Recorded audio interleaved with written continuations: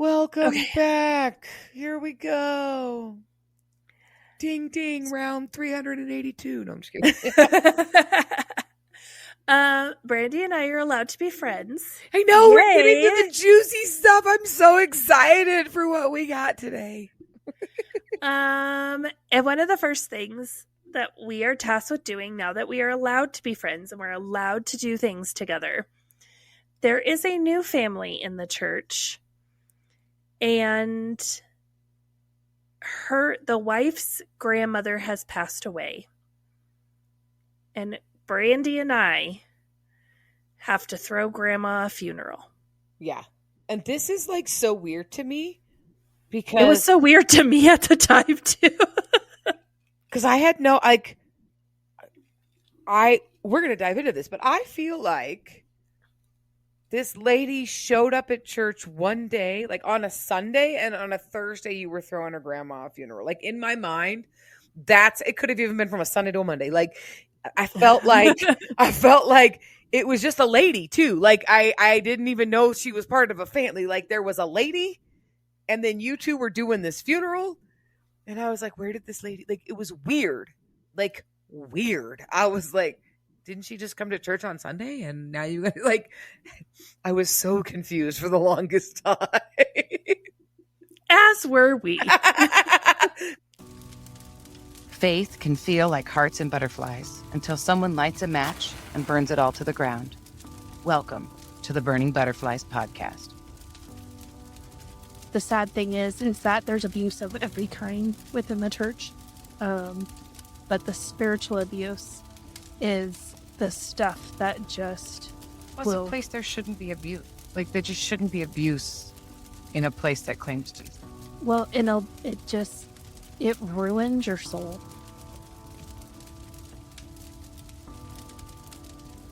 If you're new here, we suggest listening to our prologue episode first. This is the story of two women's journey through toxic church culture and spiritual abuse, all while finding healing in the end. Sometimes it's just the facts, and if you get offended by it, that's a you issue. And if we can't be mature enough to have these conversations, even if some of the topics are difficult, then shame on us.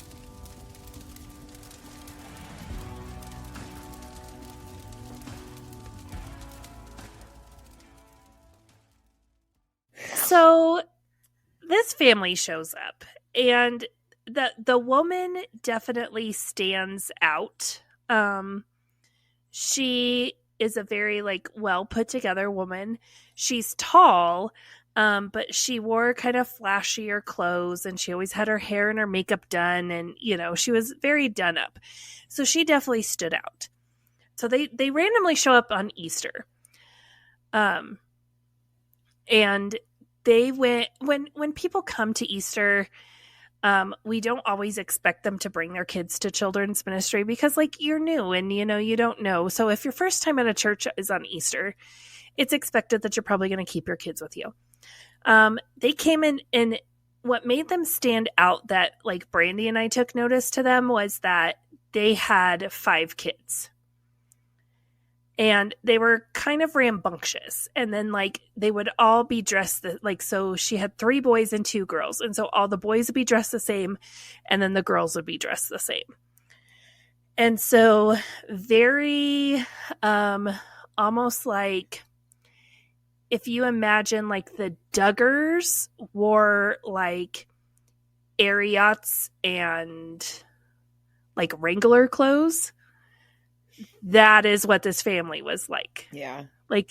They stood out because they were all dressed the same, but they were dressed very specifically, right? Yeah. And so they show up, and when they first come, I instantly recognize her. And I tell Brandi, this is the woman who came up to me at the Go conference and talked to me and told me our church had too much technology. Oh, yeah. And I vividly remember yes. she filled out a card and said yeah. she wanted more information on the church. And you gave it to And Charlotte. We're like, this lady is not, we're not her Yeah, vibe. I was like, we're not her vibe. Yeah. I was like, we are not her people. Yeah. But Charlotte called her. So they show up to Easter. Then as they show up, she is talking to me and Brandi more so Brandi, like as she's dropping the kids off. And it's a lot of like, hey, my kids, you can't give my kids tap water. You can't give them any snacks at all. And made it seem like they had like these life-threatening like allergies. Food allergies. Yeah. And so like we were scared to death that like these kids were going to end up in like anaphylactic shock, is like how serious she made it seem when they first started coming.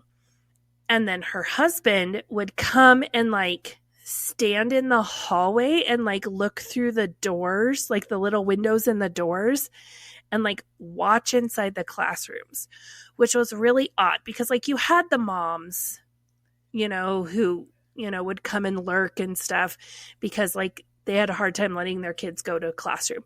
And a lot of times we would invite the moms in. We never had dads, ever had dads want to come back to children's ministry. Yeah. And so it gave off kind of creepy vibes a little bit. And so, but I instantly recognized her. And the more she started talking, the more they shared about stuff.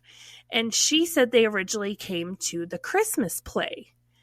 And that's how they found out about the church. And then they started following us on social media. That's how she heard about the Go conference. And then that's how they ended up at Come As You Are. Right. At Easter. Yeah.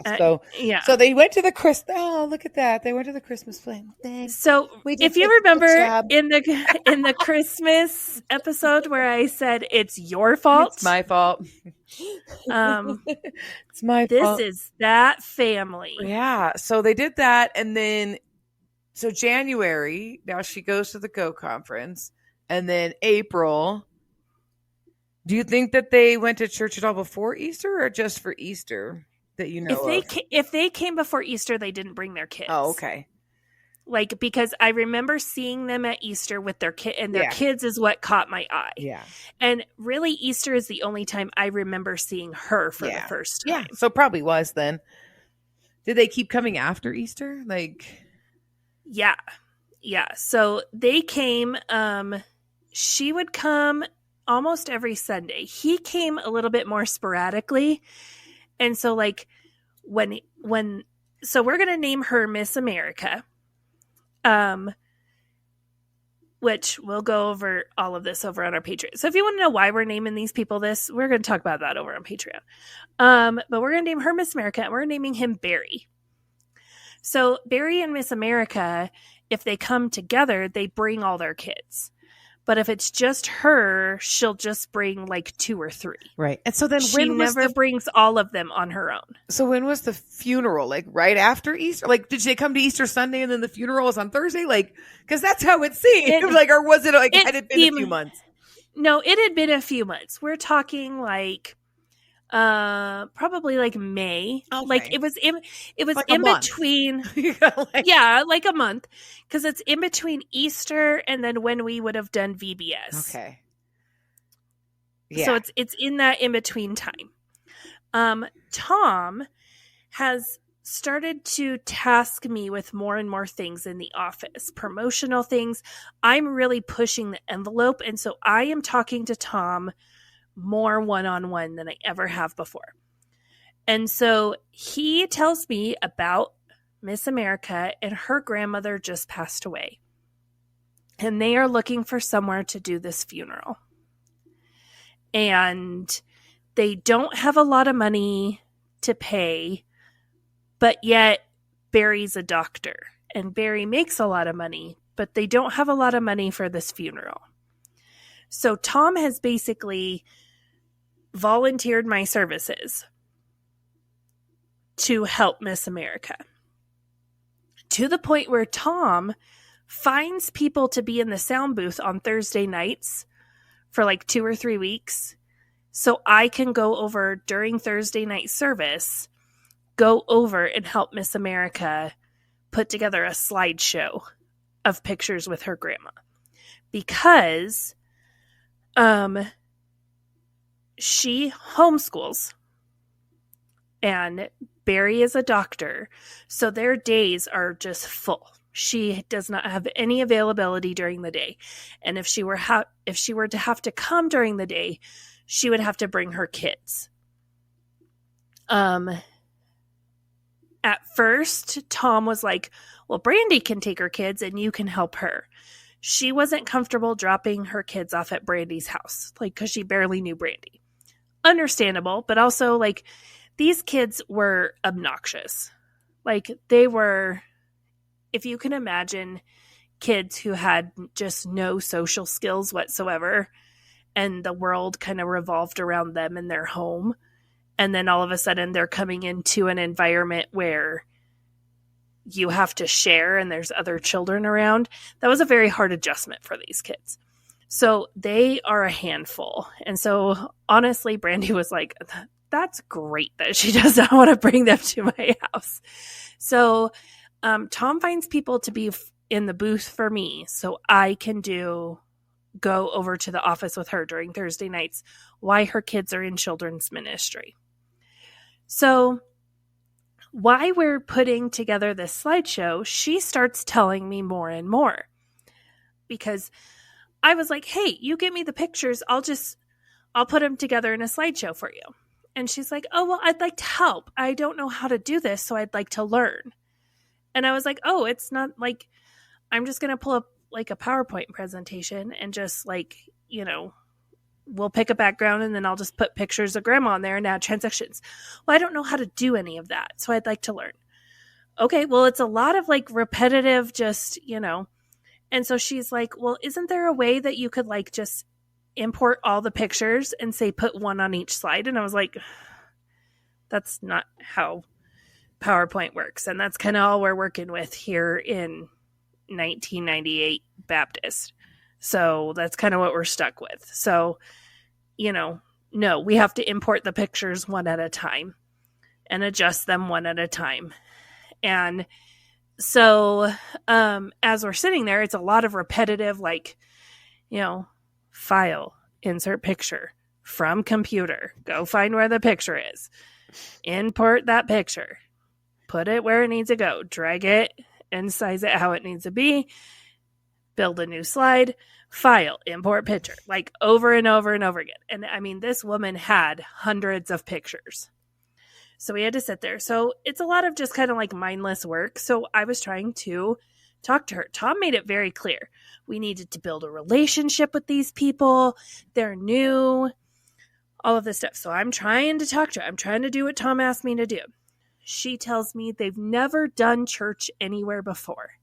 They've read the Bible at home, but they've never done church like in a church setting. Like, she's like, all of this, like having a church family, we've never had any of this. We've never had, people to do Bible study with. It's always just been us. And I'm like, oh yeah. And so I'm talking up the church family, all the crap, right? All the Kool-Aid. I am building a PowerPoint and serving Kool-Aid as I'm building, right? And she's telling me all this stuff, and how they live out on this ranch in the middle of the country. And she never wanted to live on a ranch. She was a city girl, but, she found her husband when she was in college, and she, fell in love, and his dream was always to have a ranch and have animals. So here she is living on this ranch. And so then I start asking her more questions, like, oh, he's a doctor. Well, he's a chiropractor. And I was like, oh, okay. But then she's like, but then like, he does like really amazing things. Like, I had Hashimoto's and he cured me. And I'm like, he cured Hashimoto's, which is a thyroid condition that does not have any known cure. But apparently he cured it with like essential oils and vitamins. Yeah, in their diet. And their diet. Yeah, they don't eat sugar, they don't eat drink tap water. Yeah, and so like the more I'm talking to her, the more I'm like, so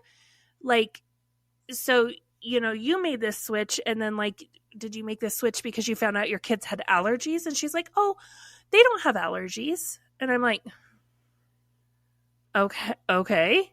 Because like, kind of made it seem like we were going to kill your kids if we gave them a goldfish cracker. And Brandy's been worried sick about it. Yeah. Like losing sleep, worried she's going to kill your children. And she's like, no, we just, for our diet to stay healthy, we don't eat gluten. We don't eat sugar. And we, we're very healthy. And I'm like, okay. That's okay. That's weird, but you're like, each that's their own for you.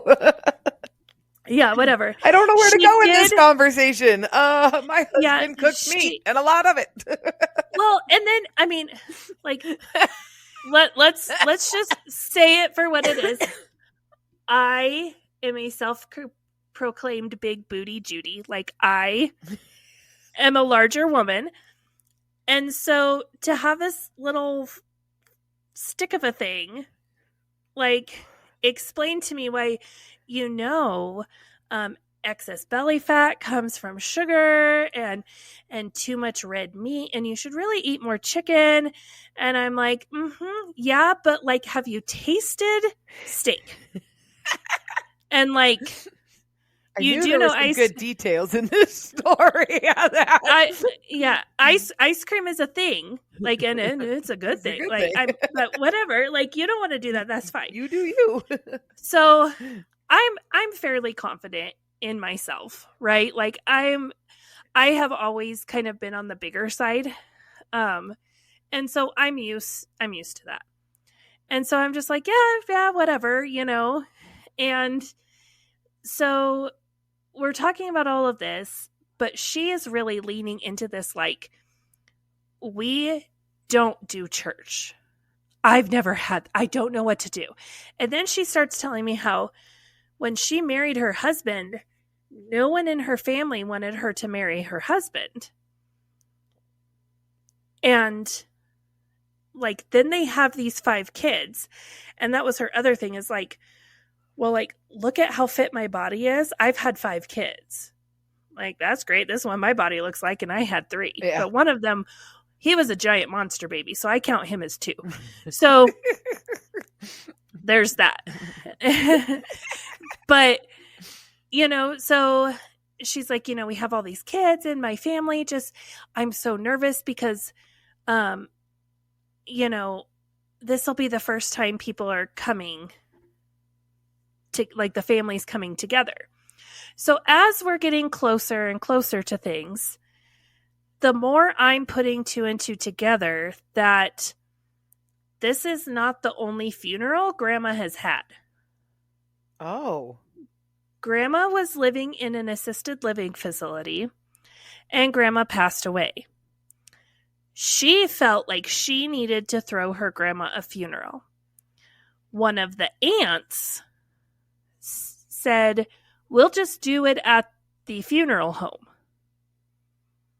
So they did like just a generic service at the funeral home with, before they buried Grandma.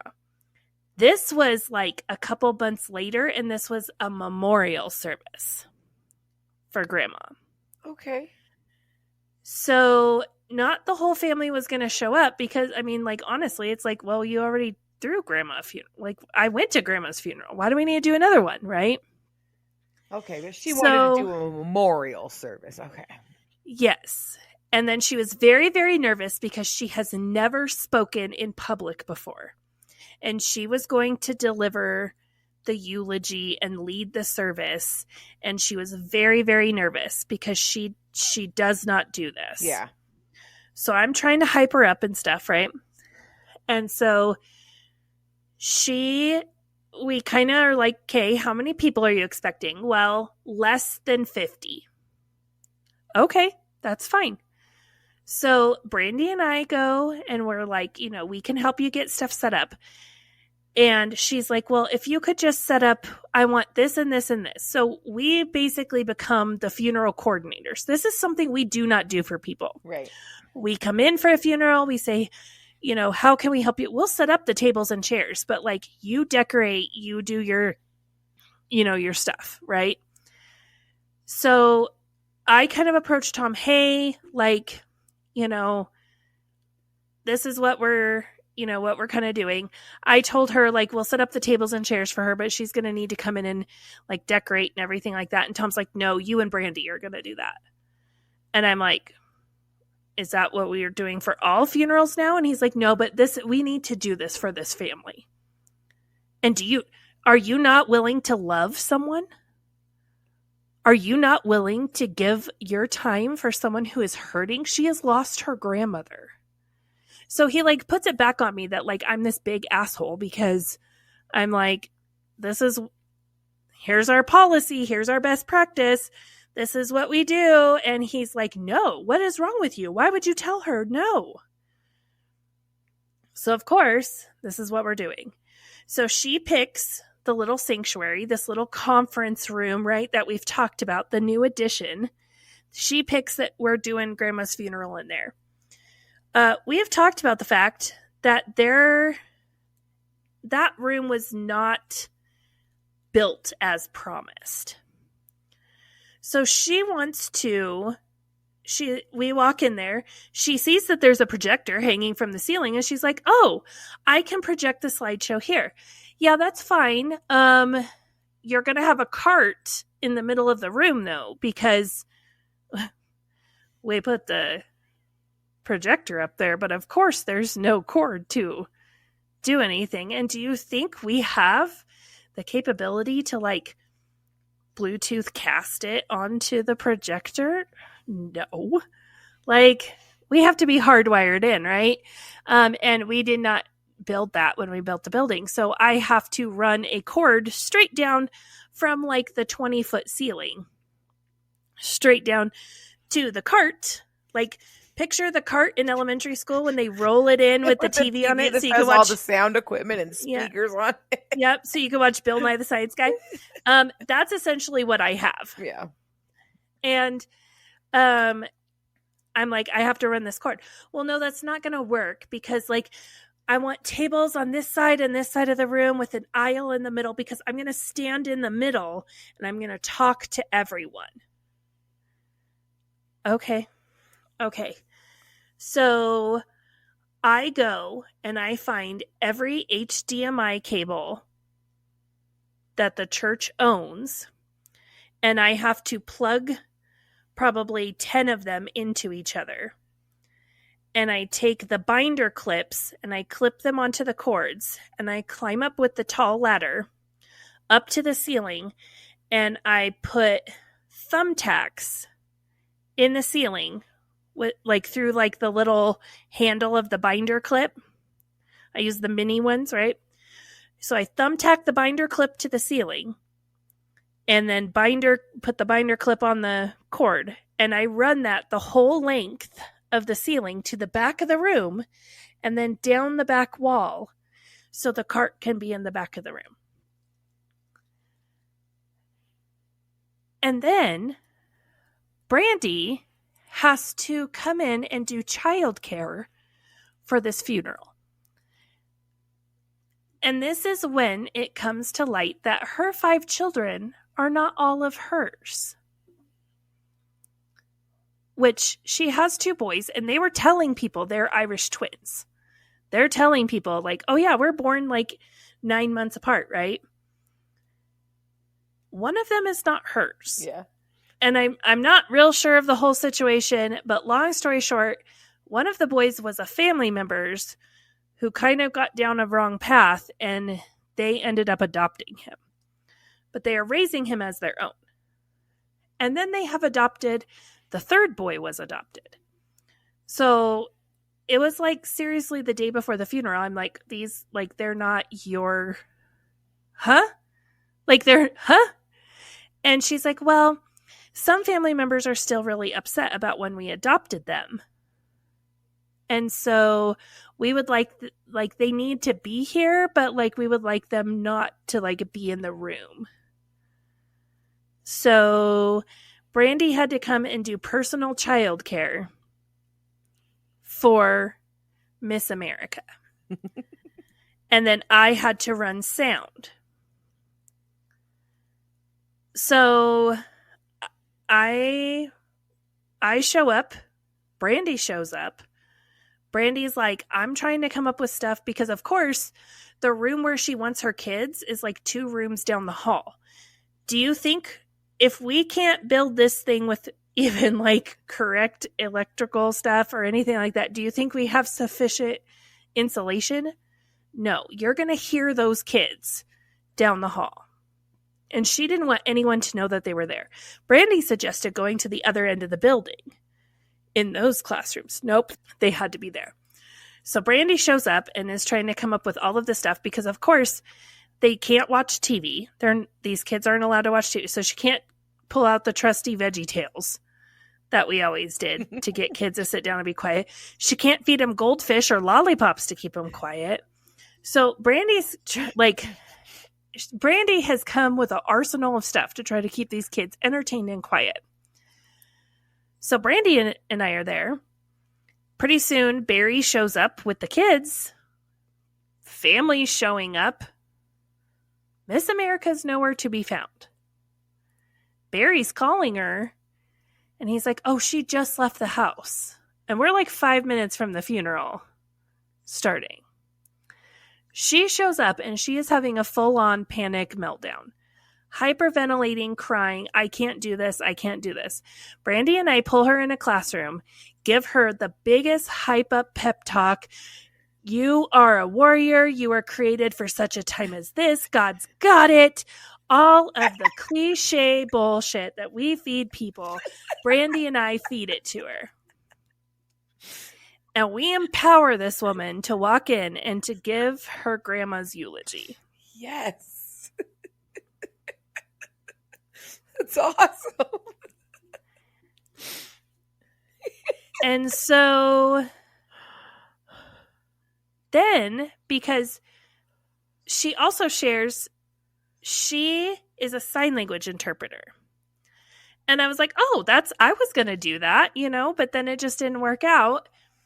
And so she's like, oh, so you can sign? And I was like, yeah. And she's like, well, I'm actually an interpreter.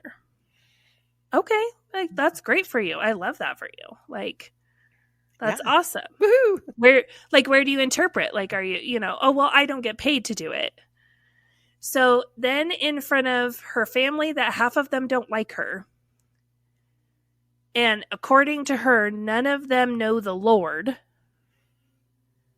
She sings and signs a worship song.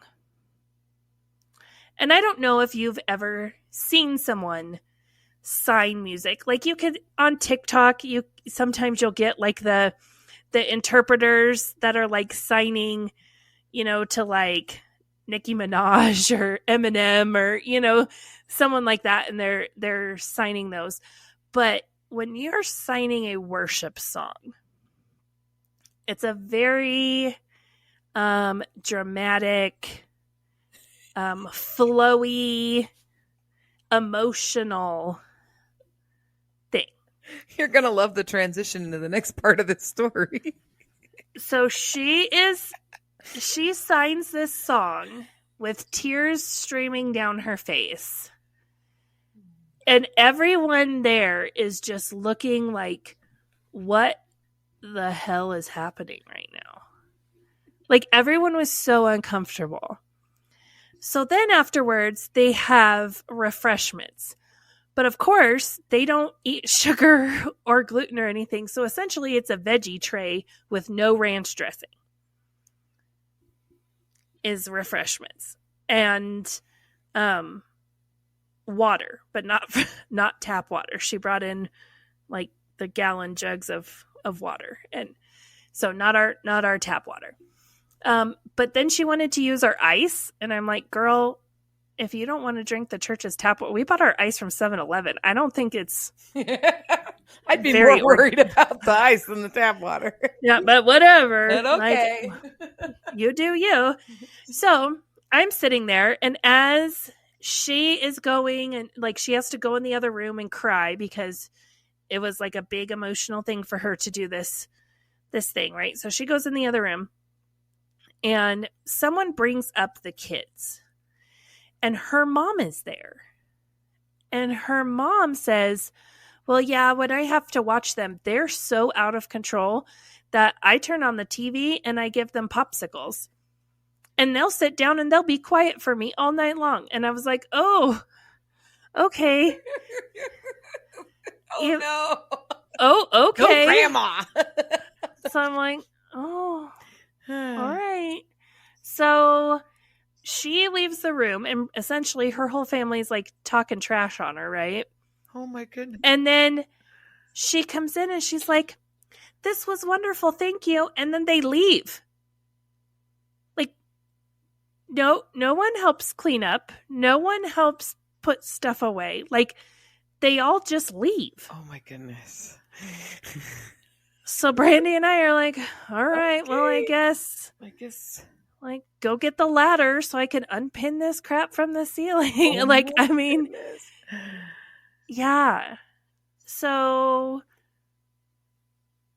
we throw her this funeral, and I don't know if Tom makes it seem like because we showed the love of God, they are ready to join our family.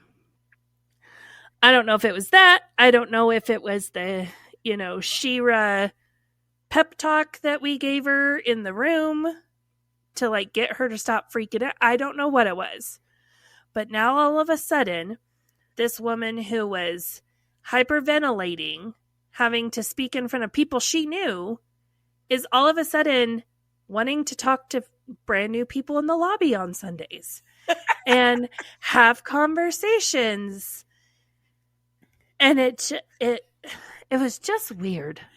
Yeah, well, 2 weeks later, I was leading worship on a Sunday, signing a worship song. And you know how that can be really dramatic. Which it doesn't always have to be, but like if you were interpreting, like I wasn't calling you dramatic. It is. It's like interpretive dance. It's okay. I just laughing because you were like, have you ever seen anybody? And I'm like, yeah. That's how I met this lady. So just to give a little backstory for our listeners, if everyone is like, I still don't know what you're talking about. If you're going to say something and you want to convey emotion, you will have the inflection of your voice. You'll have the tone of your voice, right? If you're signing, you don't have that. Right. And so your facial expressions and how big and how you move your body. Right. Yeah, lofty your signing is. And then also, like, if you ever watch people sign, like, they sign really fast. Mm-hmm. But we're not rapping. Like, this is worship music. So the signs are long and drawn out and in the rhythm of the music. Yes. Okay. So 2 weeks later, I was on stage singing a song and signing it at worship time. And after the worship, or even it must have been after the end of service, the worship at the end of service. So I'm walking down the steps from the stage, and this woman, so Miss America, comes up to me, and she's like, "Oh, you sign?"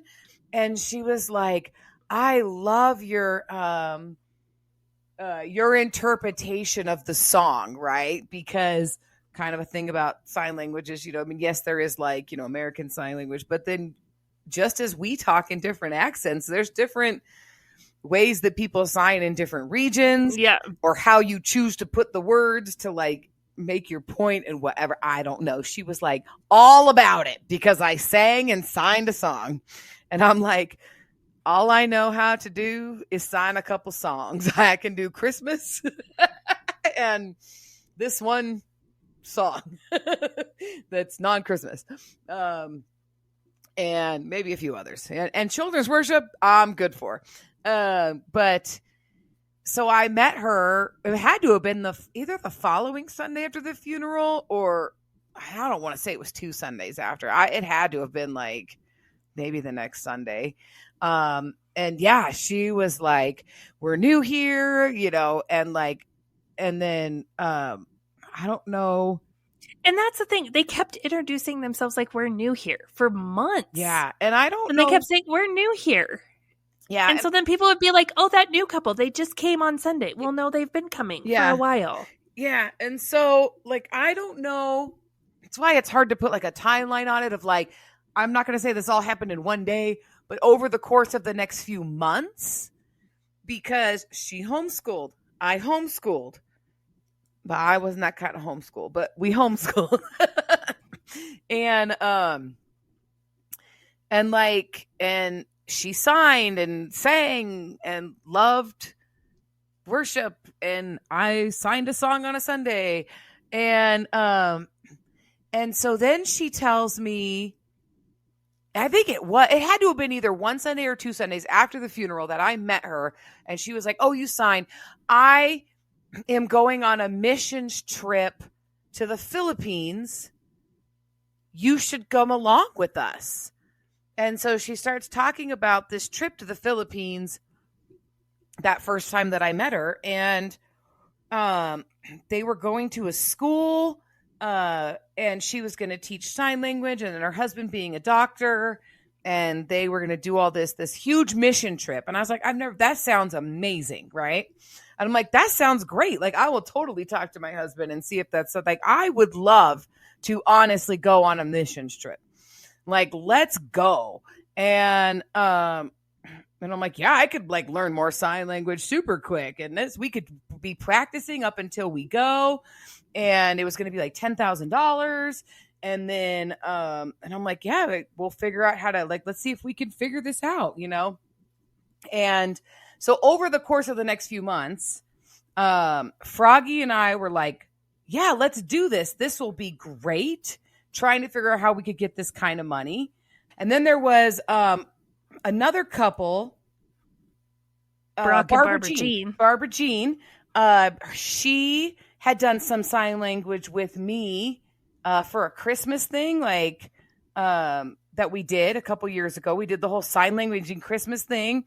And so okay, so that makes sense, because all of a sudden Barbara Jean comes in the office and she's like, I'm going to go on this trip with them and I'm going to do sign language. And I was like, when the hell did you ever she never said anything about signing ever. It was like so weird and random to me. But if she did something with you, that makes more sense. Her and I had this strange bonding time, like this season that we bonded over sign language. We went to nursing homes and Christmas caroled in sign language to nursing homes for a Christmas.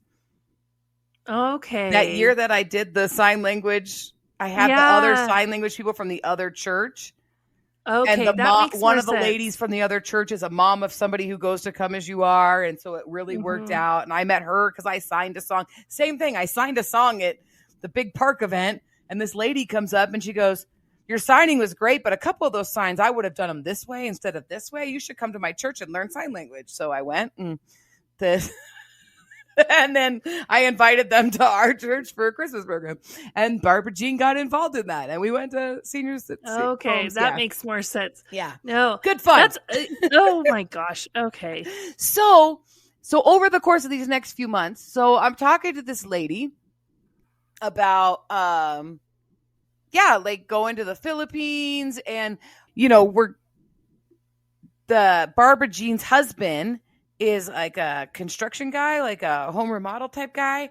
And so now they're going to go, and Froggy actually worked for Barbara Jean's husband for a while. And so you've got a doctor and like 3 sign language ladies and these 2 guys that are going to build houses. And we're going to get everybody Froggy together, and we're going to build houses and go on a sign language mission to the Philippines. And it's going to be great. And didn't they start like selling like... Oh, that's what I was going to say. No. Yeah, because he was going to go to some doctor's conference. and she needed to raise money, but she wasn't allowed to talk about fundraising. So she had this sash, like a Miss America sash, and she was going to put on the sash her cause. And then she ended up not raising any money. But that was like a big, huge fundraising thing that she was going to do. And then I think they were allowed to do fundraising around the church. Is that what you were going to say? Yes. Like, and that was my thing of like, because I went to Tom and I was like, are you aware they're like going up to people at church and asking people, like, the kids were like, because they had like a cricket or something. And so they were like doing like those, like they'd cut stuff out and then turn them into earrings and stuff that was like super popular, like, I don't know, 5-10 years ago. And so the kids were going around and they were selling this stuff. And I was like, just, are you aware they're doing this and saying it's for a missions trip? And Tom got super upset with me of like, well, your kids have asked Charlotte to buy like cookie dough from them for school. So why can they? I was like, no, at church, we don't fundraise for church stuff. Like there was a girl that she went to another church's youth group and she went on a missions trip and she was not allowed to fundraise in our church for that missions trip. She could call people from our church, but she had to do it outside. She could not come on a Sunday morning and ask for it. And so I was like, I just wanted to make sure the rules still apply. I'm being a good Kool-Aid drinker. I'm trying to do my duty here. Is it the fact that he's a doctor and you see dollar signs that they could do whatever they want to? Maybe that's what's going on. That might be it. You could fundraise. We'll even put together this whole, we don't do this for every funeral, just for you, because you're a doctor. Well, and they were even like, they sold these earrings to Twyla. Twyla doesn't have pierced ears. Yeah. Like, they're selling earrings to Twyla, and then Twyla's handing them out to other people. Crazy. Because, and that woman wasn't making enough money to be spending the money that she wanted on these earrings. Yeah. Burning Butterflies is a listener-supported podcast. Today's episode was brought to you by our amazing supporters on Patreon. Follow the link in our show notes to learn how you can become a Patreon supporter too. Supporters get exclusive access to bonus content each month, including outtakes, cut content, and supporter-only episodes. If you've enjoyed this episode, please leave us a rating on your listening platform. Burning Butterflies is a production of Asha Media. Thank you for listening.